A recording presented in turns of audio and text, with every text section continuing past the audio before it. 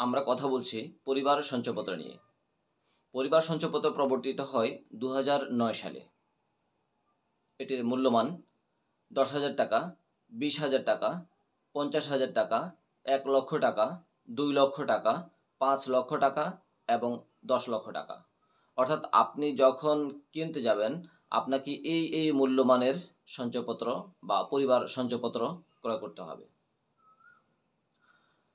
এটি আপনি পাবেন জাতীয় সঞ্চয় ব্যুরোর অফিসে অথবা বাংলাদেশ ব্যাংকের সকল শাখায় অথবা সকল বাণিজ্যিক ব্যাংক অথবা ডাকঘর, এই জায়গাগুলো থেকে আপনি ক্রয় করতে পারবেন।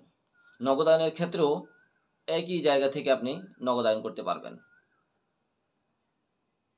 এটির মেয়াদ ৫ বছর এবং মুনাফার হার বিবেচনায় বিনিয়োগের পরিমাণকে দুটি স্ল্যাবে ভাগ করা হয়েছে।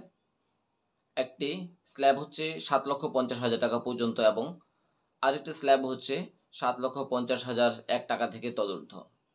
আমরা প্রথম স্ল্যাবটিতে আসি।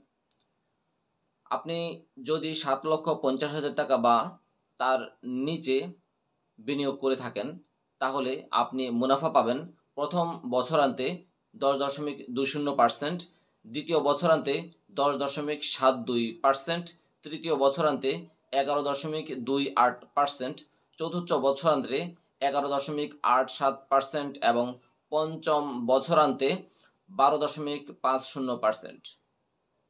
আর আপনার বিনিয়োগের পরিমাণ যদি হয়ে থাকে ৭,৫০,০০০ টাকা থেকে উপরের দিকে, তাহলে আপনি মুনাফা পাবেন প্রথম বছরান্তে ১০.১১%, দ্বিতীয় বছরান্তে ১০.৬২%, তৃতীয় বছরান্তে ১১.১৭%, চতুর্থ বছরান্তে ১১.৭৫% এবং পঞ্চম বছরান্তে ১২.৩৭%। দর্শক মণ্ডলী, এই ছিল আমাদের আজকের আলোচনা। সবাই ভালো থাকবেন। ধন্যবাদ সবাইকে।